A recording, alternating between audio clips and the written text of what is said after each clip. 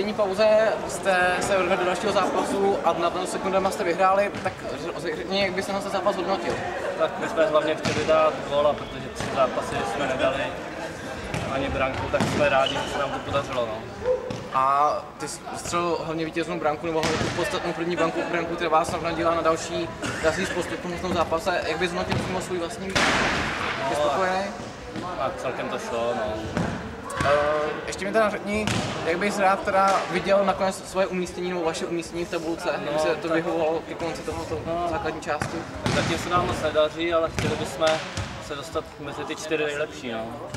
Zopakovat vlastně výsledek před 2 let, kdy jsme byli 3. A ještě poslední otázka, překvapila změna v bráně, najednou místo Petra Fialky, jakého se očekával v bráně změna.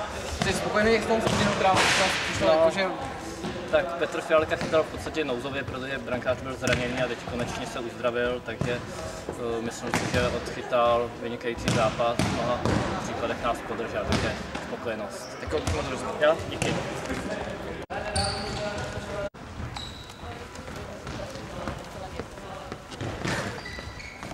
Musíš fandit trošku. To se nevím. Pravda vidím.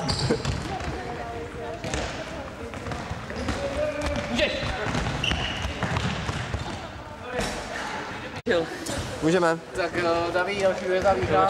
Jak bys hodnotil ten zápas? To takovým těžkému soupeři, jako jsou na Bejci. No tak popravdě my se snažíme hrát hlavně na svůj výkon. Ten soupeř to je vedlejší, jo. My se soustředíme prostě na nahrávku, na góly, na rozehrávku, držení balónu. To je prostě pro nás nejdůležitější a ten samozřejmě soupeř, viděli jsme nějakou marotku, ale nenechali jsme se ovlivnit a šli jsme do toho na plný benzín. Jak bys hodnotil svůj výkon dneska?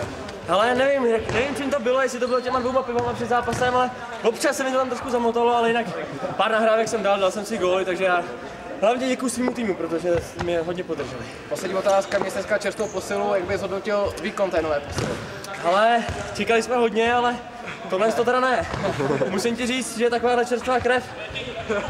Po 3 letech v bandě se objevil někdo, kdo běhá, no tak co ti mám říct, je to nádhera tohle. Tam se dá i nahrát. Díky moc. Spojné vítězství za váma, ale jak bys ten zápas hodnotil? Tak určitě zápas to byl těžký. Kaštánci se zpočátku strašně drželi, hráli, měli tam šance, trefili tyčku. To bylo určitě těžký, ale jsme rádi, že jsme ten zápas zvládli. Tohle to byl obrovský přísun bodů do tvýho statistik, 3 góly, 4 asistence, přímo tvůj výkon, zhodnout. Můj výkon pomohl mě spolu celý tým, ale zahodil jsem dalších 4-5 šancí, které jsem mohl proměnit, takže jsem mohl mít ještě víc šancí, víc bodů jsem mohl mít. Jak hodnotíš výkon Dochvil, doteďka neměl ani jeden bod? Tak dal to všechny po mých 3 dávkách, ne? Tak jo, hladíš rozhovor.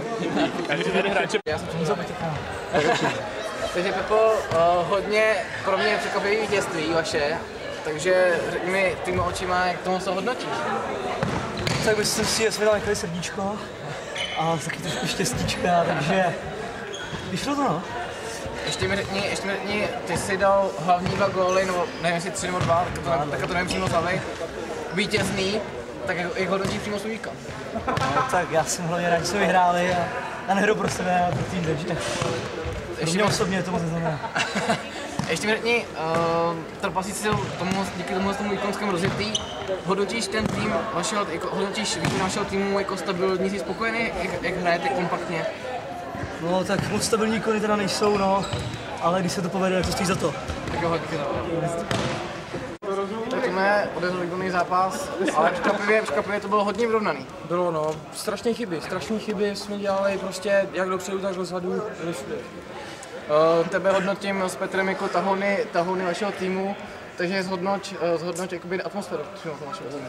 Tak jsme natěšení vlastně jako nováčci, sbíráme zkušenosti a ještě uvidíme, jak se to bude dál táhnout, no, zatím ta smůla se nás drží. V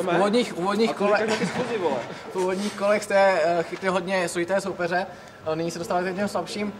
Jak hodnotíš, nebo takhle, první 3 body do vaší tabulky, máš tohle radost? Mám hroznou, já už jsem říkal, že jestli dneska nedáme nějaký lepší výsledek bodový, tak že už to bude námo špatný, ale tak povedlo se, jak je to dobrý. Tak jo, hodně a hodně si to další.